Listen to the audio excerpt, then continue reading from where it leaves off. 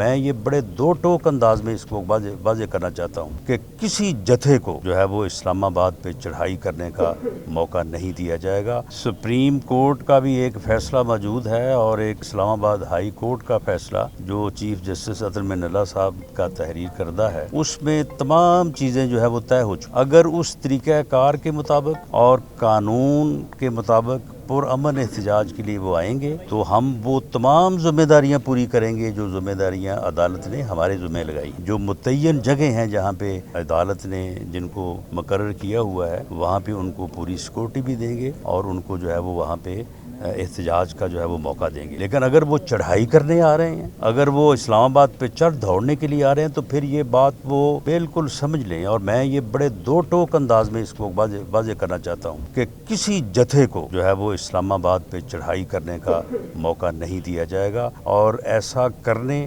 ایسا سوچنے اور ایسی بری نیت سے آنے والوں کے ساتھ جو ہے بہت ہی سختی کے ساتھ نپٹا جائے گا، اور انہیں ایسے انجام سے دوچار کیا جائے گا کہ دوبارہ کوئی یہ جتھا کلچر جو ہے اس کی جو ہے وہ سوچ بھی نہ رکھے۔ اور اگر ارشد شریف صاحب کے خلاف ایف آئی آرز درج ہوتی رہی ہیں، وہ موجب بنی ہے ان کا باہر جانے کا، یا کوئی اور ان کو بار بار یہ بلا کے کہتا رہا ہے کہ آپ بھاگ جائیں، آپ چلے جائیں ملک سے باہر، اور کسی نے ان کو سہولت بھی فراہم کی ہے باہر جانے کے لیے، اور کسی نے جھوٹی جو ہے وہ تھریٹ الرٹس بھی جو ہے وہ جاری کروائی ہیں، تو یہ سارے معاملات جو ہیں وہ وفاقی حکومت جو ہے وہ انکوائری کمیشن کے سپرد کر چکی ہے۔ Inquiry commission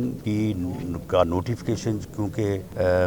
ministry of interior نے کیا ہے، انکوائری کمیشن کی رپورٹ بھی جو ہے وہ